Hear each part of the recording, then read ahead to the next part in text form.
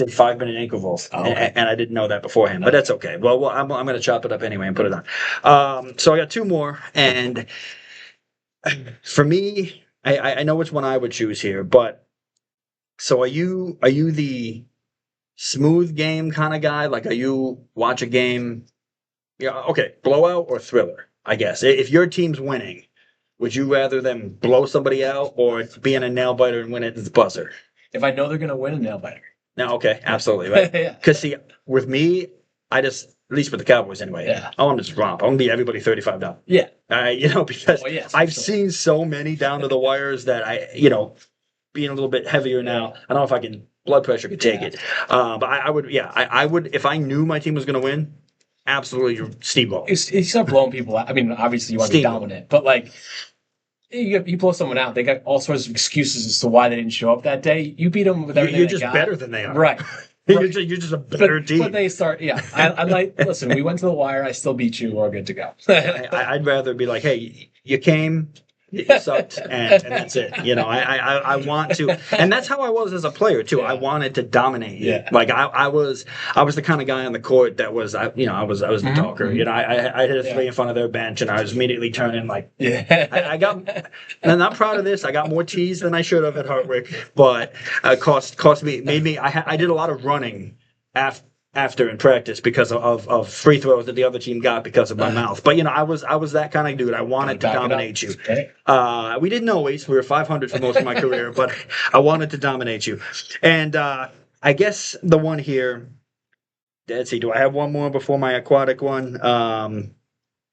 No, not really. I think I covered a lot of these here. You did the most electric.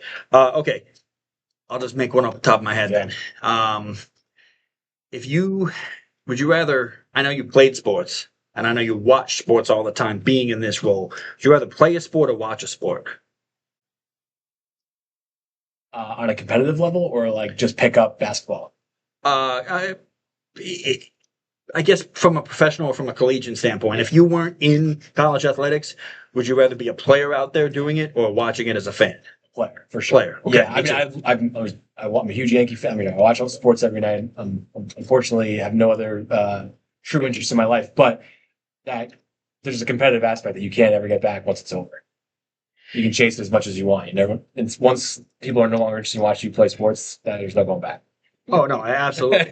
And I guess the last one for me then, because we do have only a couple of minutes left to go here, and I've asked this to both Bostic and Burke, and I think this is going to be my final fourth quarter free throw question for everybody. Skydive or shark cage? If you had to choose one of the two, if somebody had a gun to your head and you had to choose one of these two, are you jumping out of a plane with a parachute or are you going down in a shark cage? For the skydiving, am I with an instructor? Sure. I think you'd be with an instructor in a shark cage too, but yeah.